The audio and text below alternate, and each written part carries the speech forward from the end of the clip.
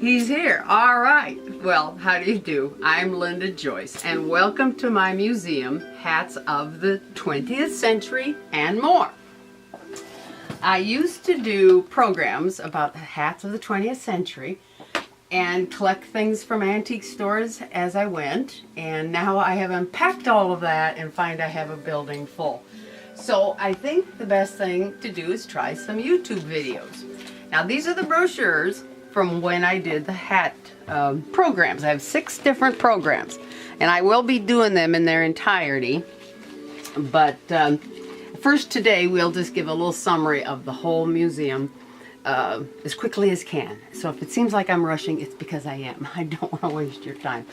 The whole thing started for me in 1995 with this hat that I bought on a clearance table, wore it to my son's wedding, and from that, a couple of girlfriends and I started going to tea rooms dressed in hats of vintage or current nature, and enjoying time going to the antique stores, the local antique stores. Soon I realized I had hats from every decade of the 20th century.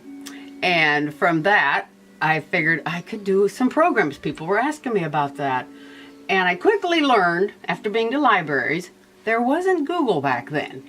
So I was in the library and quickly figured out I need catalogs. Catalogs that will teach me what was in style and when. So this curio cabinet here has, or bookcase, has 100 years of catalogs. The oldest Sears are reproductions, but the rest are original, and they have been invaluable. Also, I have tons and tons of magazines and newspapers and things that you also can tell what the fashion was and when. So let's look this place over here. I could mention I have things older than 1900, but not many. I have this wonderful old bonnet that was worn, approximately 1800. We'll look at her better later. I've also got a hunk of dinosaur poop. I could bring that down so you can see it better. Kind of silly. Doesn't everybody have a hunk of dinosaur poop? Anyway. Okay, so this is how the museum begins. At this end is where I've got the oldest things. Some older than 1900. This curio cabinet here, for example, has got things that are pre-1900 in them. When you find something wonderful, you just have to buy it, whether it's really in your era or not. And we will look at it very closely another day. But a lot of wonderful things in there. Wonderful old Victrola. I have a wonderful old sewing machine, treadle sewing machine. Good old piano with candle-lit sidebars here. Instead of electricity, they played the piano by candlelight. Wonderful old trunk. But basically, this is my 1900 and 1910 display. Underneath are all the hats that I had to do my program.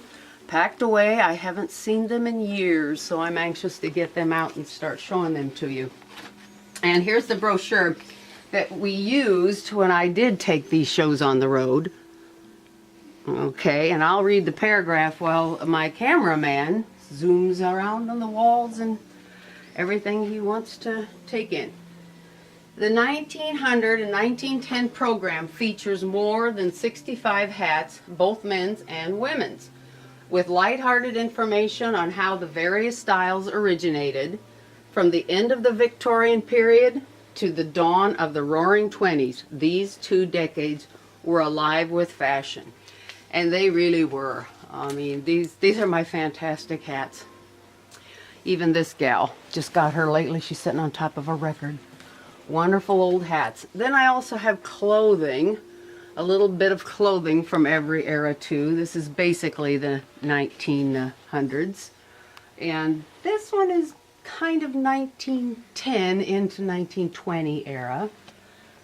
Typical 1920 coat there. Hey, let's do this on the night, because now we're going to start talking about 1920s and 30s. Here's a 1920 flapper dress. I keep her supported so she doesn't start to shatter for the weight. And the typical big collar look of the 1930s, although nothing will match the ones you see in movies. We'll look at these and more detail later, because now we are at the 1920s and 30s display. I'll let you look at this a little closer. Okay, so browse around there. From the euphoria of the prosperous 20s through the depression of the 30s, hats played an important role in daily life. This entertaining and informative program includes more than 105 hats, both men and women's. So there's a lot of hats in here, fantastic weird things in this this program here. And all the hats are stored underneath with some other interesting things. So we'll be getting them out and showing them to you. Oh, also now, come around here, cameraman. These are the clothing examples I have of the 20s right here on this. And actually, straight on is the 30s. Yeah, that's 30s. Double back on this rack here as the 20s. Yeah, that's what the 20s has to offer. A few little weird things I'd found. Okay, now that has us looking right at the 40s. So I'll hold this up here so he can focus on it. Ready? Okay, so now you go ahead and film the 40s while I stand back here. Certainly World War II was the biggest event of the decade. Fashion, like everything else, was put on the back burner. But even with the shortages and rationing, the hats of the 40s were never a disappointment. They were sassy, take charge, and wonderful. There are 110 hats in this program. And I must say, the 40s, I would say, is my favorite era. The hats were absolutely wonderful. Just terrific. And the furs and the big shoulder pads, it was terrific. Now, and down below too, down where your knees are, get a little bit, oh yeah, under that table, like all the tables, is where the hats are stored. And they're anxious to get out. Hey, I'll move this a little bit so you can get through here better. This here, all of these pieces of things are 40s too, on the edge. When women used to wear animals around their necks, here.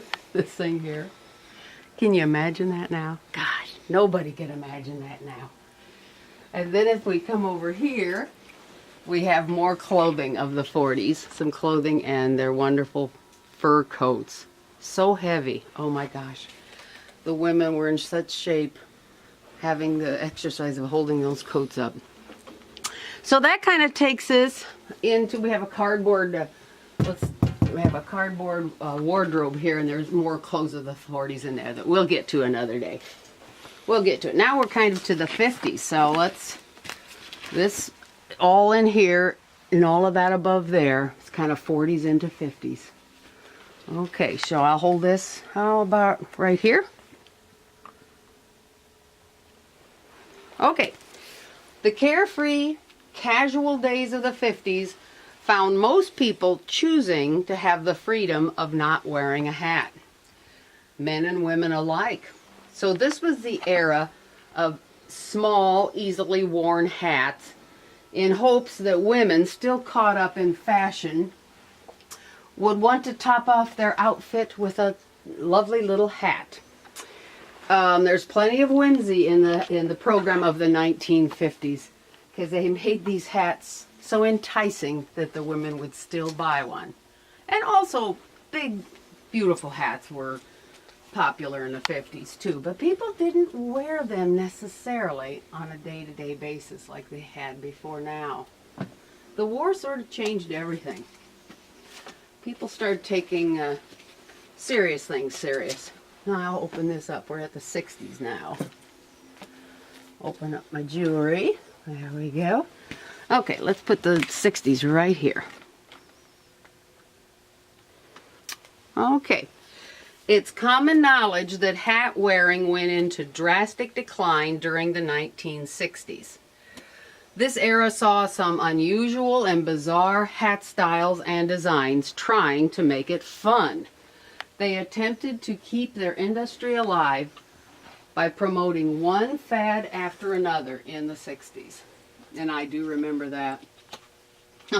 This is a decade that I came into being a person. I was a young woman, and see that back there is a wig hat. Now there's an example of a fad of the 60s. You put it on, you combed it around, and it was a wig and it was a hat. And on the other side here we have the clothing examples of the 60s. And that moves us into the 70s. All right, so let's see, let's set it right down here. The 70s, 80s, and 90s are our program all together. Okay. These decades were thought of as being hatless. But there were hats, there always were, and they were available, following any fashion trend that they could come up with. And they did. They took hats from movie examples and made it popular and all of that. And there were pockets of hat wearing in the country where hats were still very, very important. So you could buy very fancy, nice hats too. We made our way towards the new millennium. Hats began to make a comeback. Really, in the 90s, we felt like hats are coming back, but then it sort of faded again. They were not only for sun protection, but they were also an expression of style and individuality.